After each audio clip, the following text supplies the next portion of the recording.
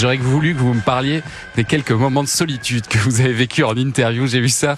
Je pense notamment à votre entretien avec Robert Downey Jr. d'abord. Comment ça s'est passé? Je suis arrivée à Rome. Il était en presse junket, donc c'était des interviews. Et j'y étais 24 heures. Puis j'arrive, puis j'essaye de détendre un peu l'atmosphère avant le truc. Oui, voilà, comme d'habitude. La classique. Oui, et donc, je lui dis alors, ça va, vous êtes heureux d'être à Rome, machin. Il me regarde, il me dit, si vous n'avez pas des questions plus intéressantes, on peut arrêter tout de suite. Allez, j'ai de la violence. Ouais. Ça, c'est dur, c'est dur. J'ai réussi à retourner. Alors, j'ai réussi à retourner le truc avec une vieille technique de la flatterie.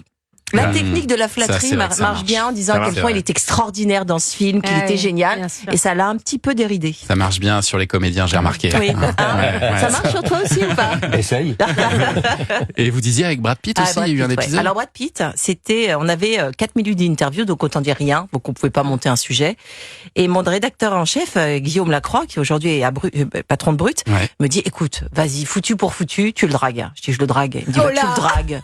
Tu le dragues, ça va nous faire une séquence rigolote. Donc moi j'étais pas très à l'aise et donc je suis arrivée donc en face de Brad Pitt. Encore une fois nu. En lui disant mais qu'est-ce que vous faites après en gros, il me disait Dame Comedy, je comprenais pas bien en fait, il était avec Angelina Jolie, ça a été une angoisse publicitaire à la fin, il est venu me voir en me disant mais vous êtes pas bien ou quoi. Ça a été le moment de gênance vous avez vraiment demandé qu'est-ce que tu vas faire après? Ah oui, j'ai essayé de jouer ma partition, c'était un ça n'a pas eu de pas du tout, il s'est dit elle est folle, elle s'est dit complètement cintrée, nanana. Voilà. Interview.